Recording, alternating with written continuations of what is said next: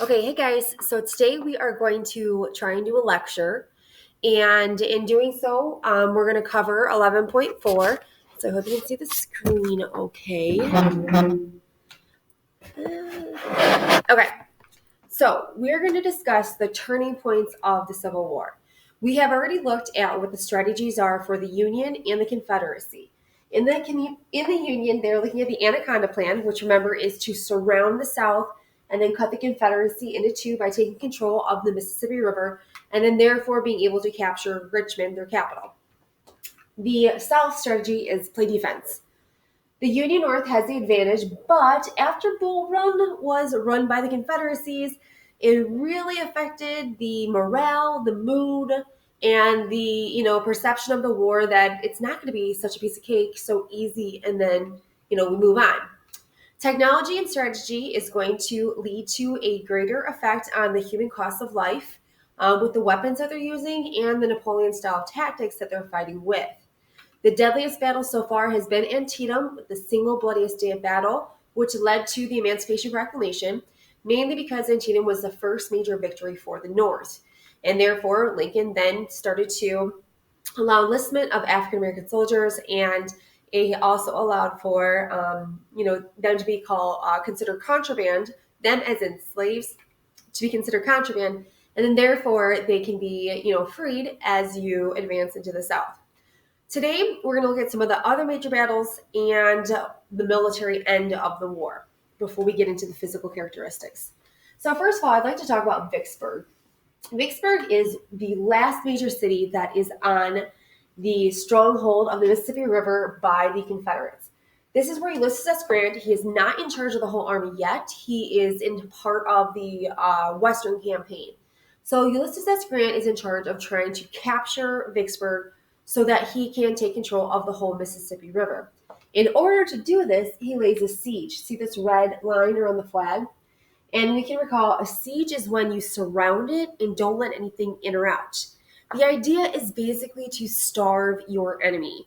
And therefore, by starving them and denying them with supplies, they eventually have to give up. And that, in essence, is what they did. I mean, the people were starving. They got so hungry, they started to eat their horses and their dogs. And when I say the people, this is a town. Yes, it's a military town, and it has great access from the Mississippi River, but it has soldiers and civilians. So it was devastating, and it was long. But in the end, Ulysses S. Grant, in May of 1863, is able to capture Vicksburg. This is significant because with the capture of Vicksburg, the Confederate Army and their control of the Mississippi River is no more. So the Union has successfully split the Confederacy into two. Grant is then named leader of the whole Union Army. Now, if you can recall, our previous leader went back and forth between McClellan and McDowell and all these other guys. Basically, Lincoln was looking for that one leader who was willing to fight and win. And that's what Grant was. Now, between me and you, it might have been some of the liquid courage that Grant was giving himself on the battlefield. He becomes a little bit of a drunk. But then later on, he becomes sober, and what do you know, our president. So he is a fighter, and he is not afraid to back down, and Lincoln loves him for that. So Lincoln is going to appoint him as the head commander of the whole Army of the Potomac and move him over to try and capture Richmond. So there goes Grant, his fame, and he's going to keep going. So we're going to watch a short video. And remember, the whole focus of this is turning points. And I should have started with, what is a turning point? A turning point is when the direction of the war changes. So whoever was winning is not going to be winning anymore. So we have the Confederacy is like kicking butt in the early years, basically the first 2 years. Remember, the Civil War started in 1861. 1863 has some major turning points like Vicksburg, which fulfills that part of the Anaconda Plan, and then Gettysburg. So we're going to watch this quick video on some of the fun facts about Gettysburg.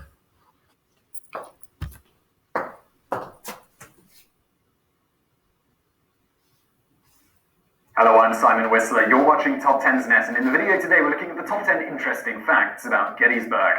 From July the 1st to July the 3rd, 1863, Gettysburg was the site of one of the largest battles of the American Civil War, the deadliest by a wide margin, and one that is widely considered to be the closest the South came to winning. On top of all that, on November the 19th, 1863, it was the location where Abraham Lincoln delivered the most celebrated speech in American history, referenced by such great people as Martin Luther King. But such a historic battle has more to it than our history books often care to mention, so clearly Gettysburg is worth getting to know a little better. Number 10. The whole battle started over shoes. It sounds like a stereotype about Southern people, but during the war, many of the soldiers fighting for the Confederacy did not have shoes, as most of the shoe factories were in the North. So the battle was started by a contingent of soldiers going to Gettysburg because there was a shoe factory present. They found out the hard way there were thousands of Northern soldiers present, and thus it was on. Number 9. The oldest soldier of the Civil War volunteered in the middle of it. John L. Burns, a resident of Gettysburg, was 70 years old when the battle started. Hearing the sounds of war and being a former soldier, he grabbed an 18th century flintlock rifle and ran out to take part. This would have been the equivalent of taking a Tommy gun to the Gulf War. On the way to the battle, he found a wounded soldier and traded his gun up. After volunteering his services, he was sent to the front line. 3 bullets struck his arm during the battle, and he was abandoned as the Northern soldiers abandoned the position. Southerners found him, and he lied to them, claiming non-combatant status, so he could receive medical attention instead of being shot. Oh yes, that's right, he would have been shot. In keeping with the rules of war at the time, any soldier not in uniform was technically a spy and could be killed on the spot. He outlived the battle by 7 years, even though it was unusual in his day to live as long as he had when the battle started.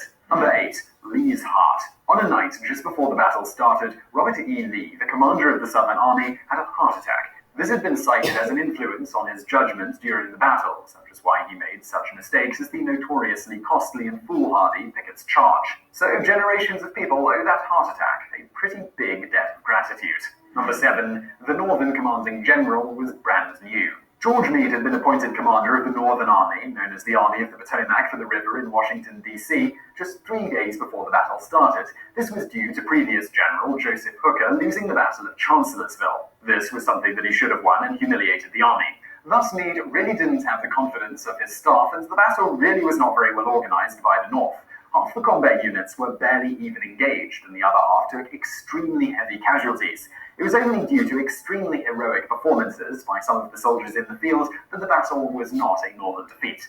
Not only that, but Lincoln would blame Meade for the fact that after the Confederates began to retreat, the Army of the Potomac didn't pursue and destroy them. Number 6. One of the heroes of the battle was George Custer. While the most famous thing that happened during the battle was the previously mentioned Pickett's Charge, since it was elaborate and suicidal, there was another important event that occurred miles away. The Southern cavalry under General J.E.B. Stuart was attempting to ride around the rear of the Northern position, where they could have wreaked havoc on the Northern supplies and greatly compromised the Northern position. They were intercepted by the brash Brigadier General George Custer, known to most today only as the guy who got killed by Native Americans at Little Bighorn. He managed to stop a much larger Confederate unit, and instead of his own attack, I challenge history to cite a more brilliant cavalry charge. Even if no one had ever heard of him again, he praised himself enough to make up for it. Number 5. The soldier with the horrifying fate.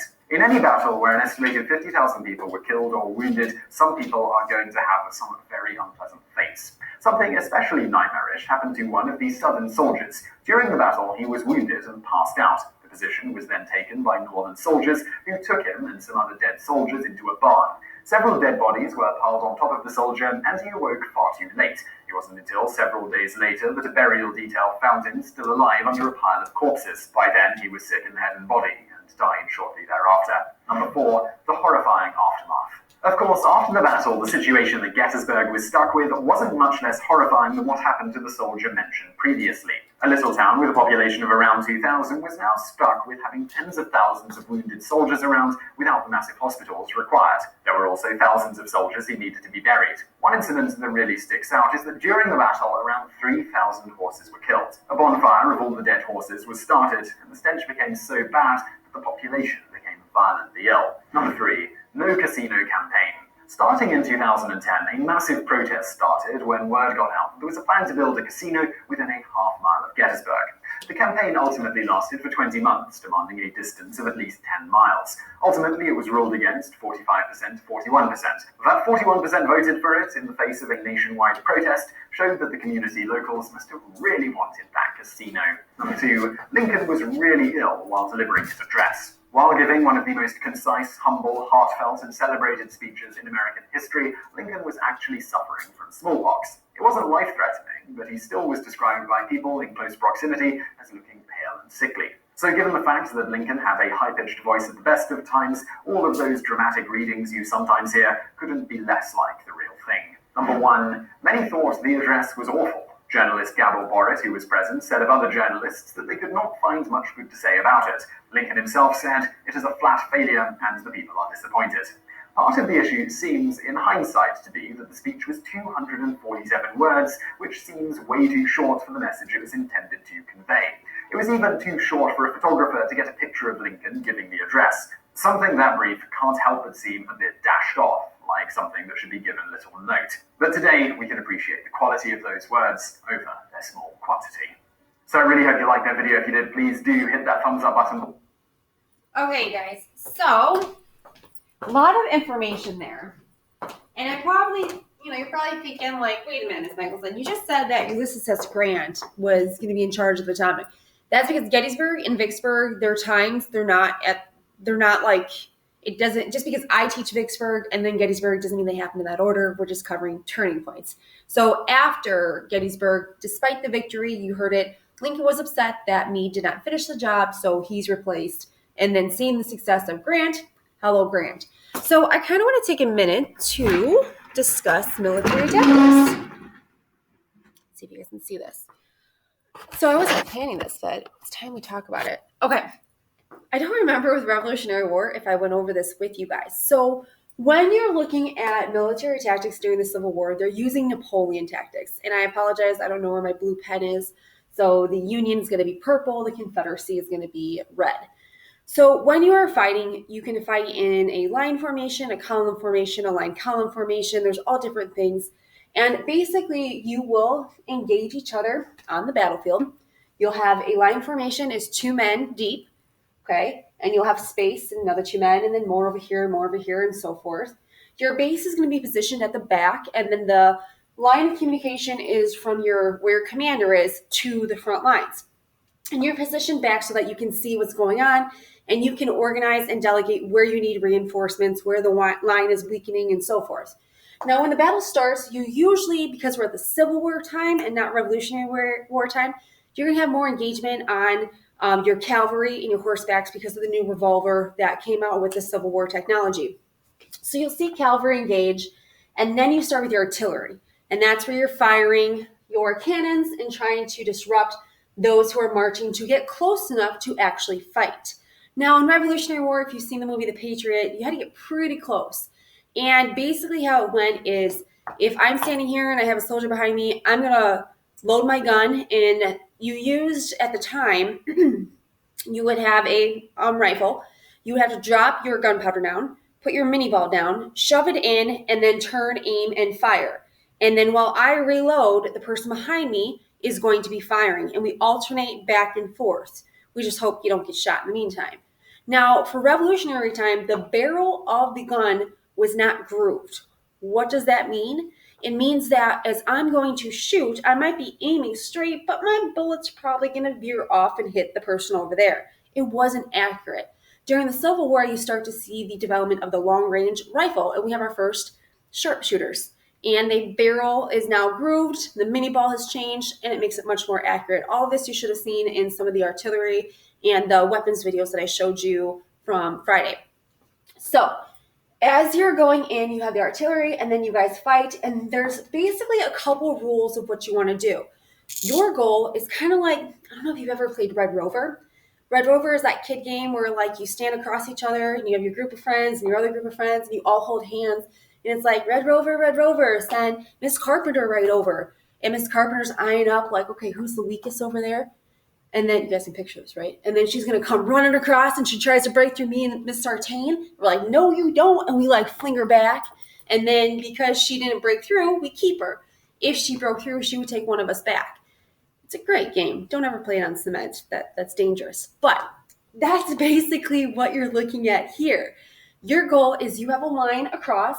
You want to find the weakness in the line, and you're going to either frontal assault, divide, and conquer. And then this one's going to assault and you divide and conquer, because by dividing and conquering, you can break it up better. Or you're going to do what's called flanking. And you're going to try to come around the back door. And in a flanking position, you'll come from the backside and then divide and conquer, or cut off their line of communication, and thus isolating the troops, and you can then take them over. So this is basically the tactics: frontal assault or flank. Why am I going over this? Is because all of this was used at Gettysburg. Sorry for that. All right. So you guys already know that Gettysburg is the deadliest battle of the Civil War. When that 3-day battle happened, which, as you saw in the video, was accidentally an encounter, it wasn't supposed to happen there. Robert E. Lee, once again, is going on the offense, and he has this brilliant spot picked out, all ready, all good for fighting, and his, Confederates are looking for shoes, and he's like, whatever you do, do not engage. And then what happens? They engage, and it's like, oh, crap, all right, I guess we got to fight right here. So you're going to see them encounter at Gettysburg. By the end of day 1, which was on July 1st, 1863, George Meade going with 90,000 against Robert Lee 70,000. The Unions are actually going to be forced out of the city, and the Confederate is going to take over Gettysburg. And the Union forces are going to be forced to retreat to, it's called Seminary Ridge, and there's Little Big Top and Little Round Top and Big Little Top. It's like opposite weird names. And that is where they are stuck until day 2. So in Seminary Ridge, here's Little Round Top, and then they have Big Round Top. You see the Union lines, okay? This becomes quite significant. They do have the higher ground. There's Gettysburg. They've been pushed out. So that's going to be an advantage. But the Confederates are stronger. And the Confederates are trying frontal assault, and they got all this action going on here. And this is where a very famous regiment, known as the 20th Maine, who has been fighting nonstop for 2 days. The men are exhausted. They're frustrated. They don't want to go on anymore. Chamberlain, their commander, just gave this great speech like, you gotta do it, you gotta do it. Come on, go with us, fight with us.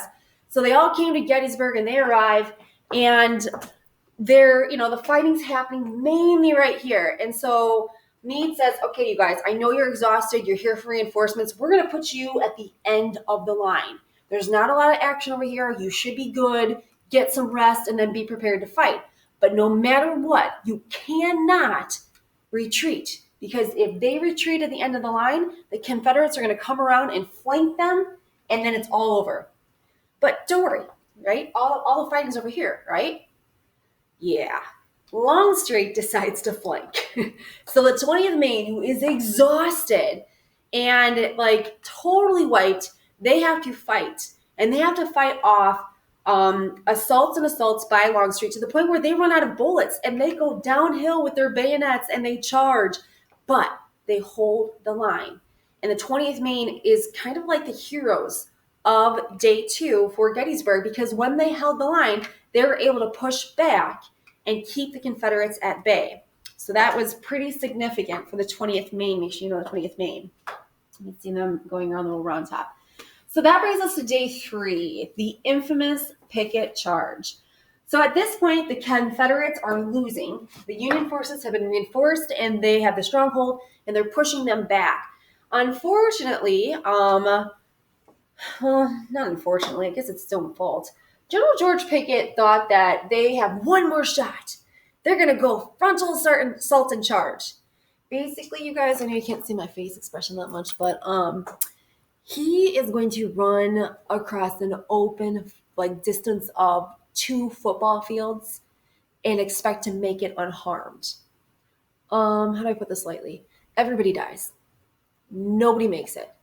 And with the massive defeat of Pickett's charge, the Confederates will lose Gettysburg.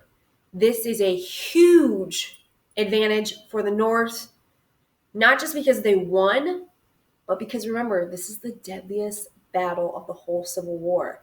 the forces and the troops of the Confederate Army, they can't recover from the loss of life, from the loss of manpower and the loss of soldiers.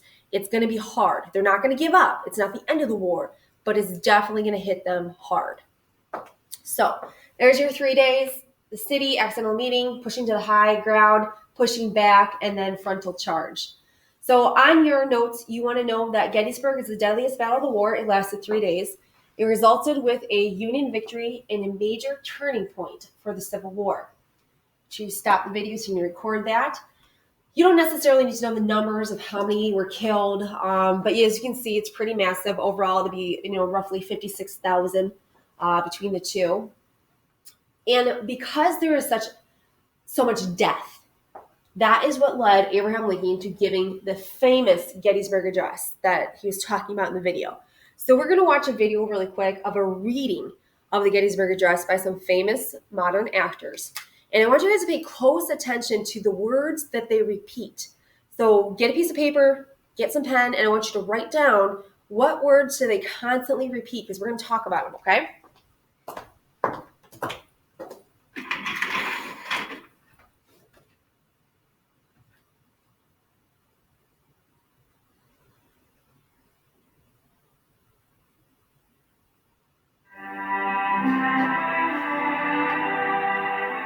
Fourscore and 7 years ago, our fathers brought forth on this continent a new nation, conceived in liberty, and dedicated to the proposition that all men are created equal.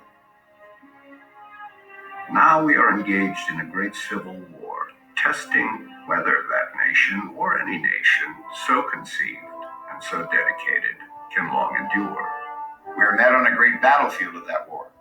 We've come to dedicate a portion of that field as a final resting place for those who here gave their lives, that that nation might live. It is altogether fitting and proper that we should do this.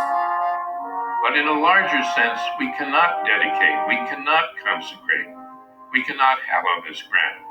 The brave men, living and dead, who struggled here have consecrated it, far above our poor power to add or detract. The world will little note nor long remember what we say here, but it can never forget. It can never forget what they did here.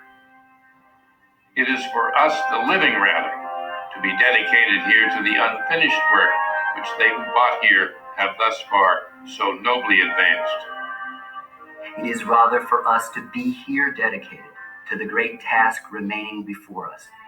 That from these honored dead we take increased devotion to that cause for which they gave the last full measure of devotion. That we here highly resolve that these dead shall not have died in vain. That this nation, under God, shall have a new birth of freedom. Freedom. And that government of the people, By the people. for the people, shall not perish from the earth.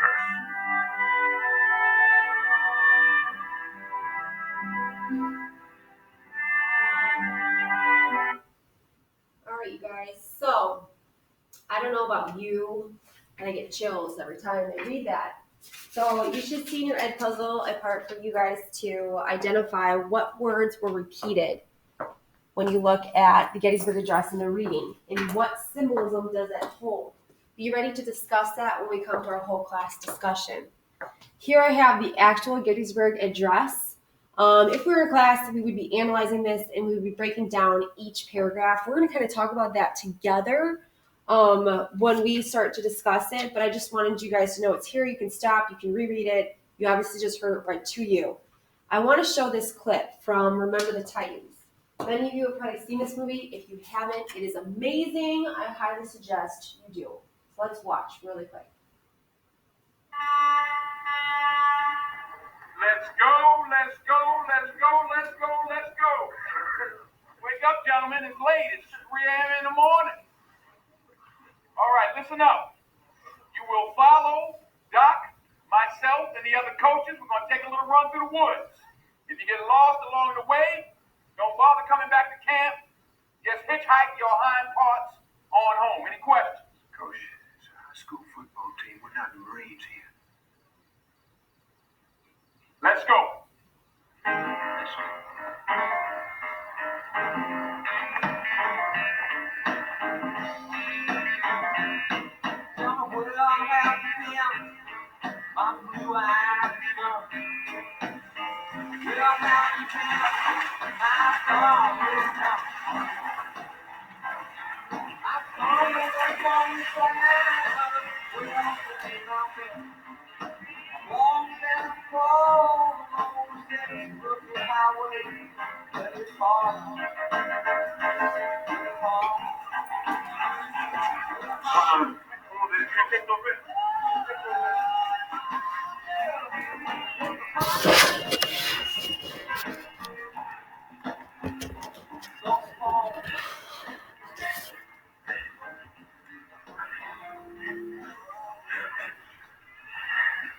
Anybody know what this place is?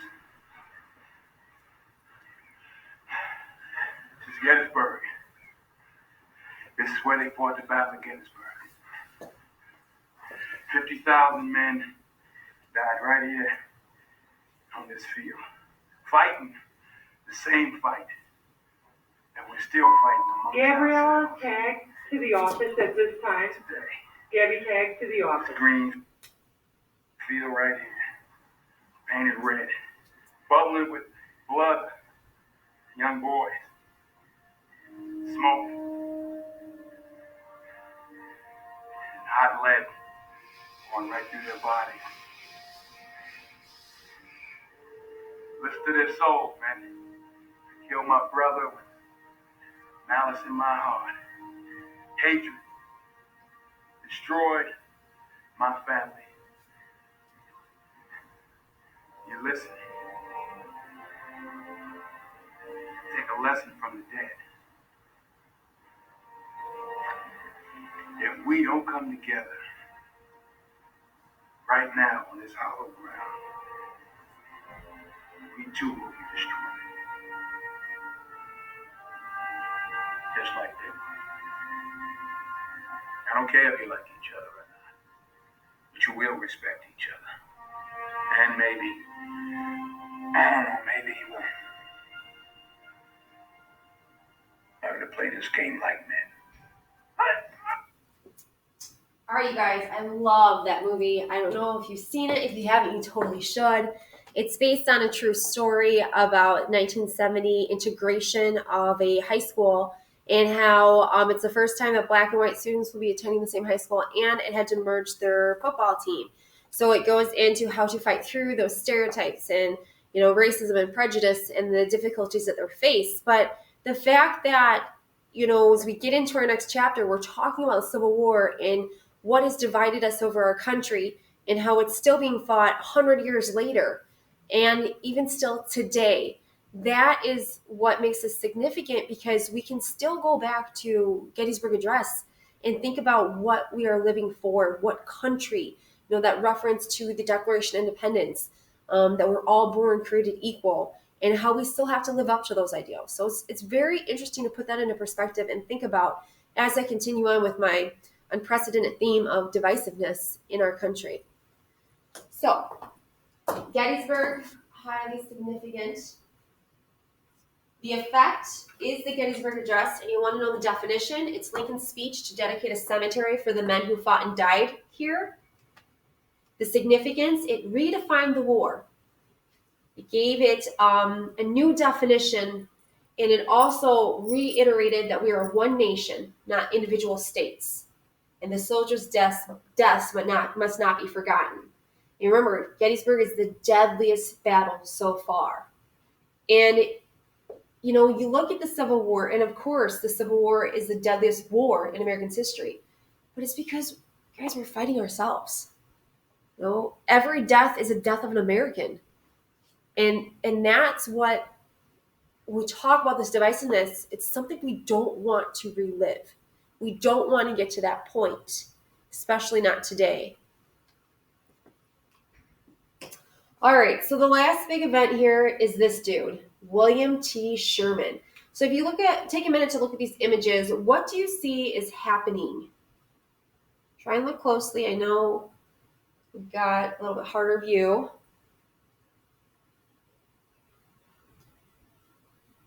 We should be able to see that these are railroad tracks. This is the drawing, and the men are actually tearing up the railroad tracks. And here's an actual picture of it happening. William T. Sherman is the man responsible for burning Atlanta, Georgia to the ground. He is a Union general who believes in something called total war, okay? He is going to be so feared that everything he touches basically becomes destroyed. And he does this because he believes that it's the only way to win the Civil War. So families will flee as Sherman approaches.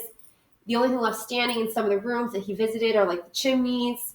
And he basically said, we cannot change the hearts of these people of the South, but we can make war so terrible and make them so sick of war that generations will pass away before they again appeal to it. Now, we can have a whole debate and discussion on, is that okay? Is total war okay? When is it? When is it not? Especially when we're talking about our own America. So with his march, and we talked about destroying everything. If you see this picture right here, this is his march to the sea. It is a 300-mile wide path that went from Savannah, Georgia, all the way to Carolina. And then he'll march up and over where he'll route with Ulysses S. Grant. Basically, Sherman is the man who replaced Grant on the Western campaign after the success of Vicksburg because Grant went to the Eastern campaign. So Grant's up here fighting. Sherman is coming over from the Mississippi, and he's trying to take over the South so that they can meet up, divide and conquer, continue the Anaconda Plan. So with his march to the sea, he used something called total war. It's when you mobilize your enemies and resources so they cannot engage in war. What does that mean is in order to defeat the South, William T. Sherman is going to take away everything they have. Then they have no food, they have no shelter, they have no resources, they can't physically fight. That is his goal. Total war, though, unfortunately affects civilians as well. So with his march, you want to know it's a 300-mile wide path of destruction through the South. He actually burned Atlanta to the ground and presented it to Abraham Lincoln as a Christmas present. And, it's sad, but also this aggressiveness is going to help the North win. And it does help Lincoln win re-election. A lot of people weren't happy with Lincoln. They thought that, the war was taking too long. Why aren't they winning? They should win. When you looked at the advantages and the strategies and stuff, the North should have just, like you said, it should be over in a couple months. They've got everything. But it takes longer. So with Atlanta being burned to the ground and Sherman's march, Lincoln will be reelected and will continue on with basically moving towards the end of the war because of these major turning points of Vicksburg, Gettysburg, March to the Sea. The South cannot recuperate and come back. So make sure you write down the effect we secured Lincoln's uncertain re-election. This video, I don't think it works anymore. This is the Civil War in 4 minutes. I'll go and research it and put a new clip for you guys. It basically just shows you, pretty sure it's not gonna work. Yep. Shows you the war as it's happening, okay? This is going to lead to the surrender. It happened at Appomattox Courthouse in Virginia, VA is Virginia. It was on April 9th, 1865. Ulysses S. Grant will meet with Robert E. Lee inside the living room of Wilmer McLean, and they will come to the terms of surrender. It was actually quite peaceful. They let Lee and his commanders go home with their sidearms and gave them a meal. It wasn't like they captured them as prisoners of war or hung them from a tree as treason. It was just kind of like, okay, we get it. It's over. They lost. So it was quite peaceful. And after 4 years, so in 1865, make sure you know the dates, 61 to 65, the war is finally over. With that, we're going to see some changes. As we are getting towards the end of the war, everybody knows the North is going to win, right? The turning points identified that. So Abraham Lincoln is already working on pushing through Congress the 13th Amendment, which will end slavery. Because if you remember his House divided speech, we either all one or all the other, the Emancipation Proclamation pretty much identified that we're going to be all free. So the 13th Amendment will abolish slavery. He's also working on his plan for Reconstruction. How do you bring the South back into the Union? All of this is in works and actually started before the war even ended. And when we talk about Reconstruction plans, you'll see Lincoln, even though when we get to that chapter, I've already told you he's dead. Eventually, we will add 2 more amendments. The 14th Amendment defines citizenship. The 15th granted black suffrage, which is the right to vote. You will need to memorize these amendments, okay? They are known as the Civil War amendments. Why do I make you memorize them? Because with our next chapter, you're going to look at how they were denied. So think of it logically, okay? You can't vote if you're not a citizen. You can't be a citizen if you're not free. So freedom, citizenship, voting. Those are the 3 words you want to know. Freedom, citizenship, voting. And make sure you know those. In the end, where do we go with this? Oh, no, we're good. I think that's where I'm going to stop. Okay.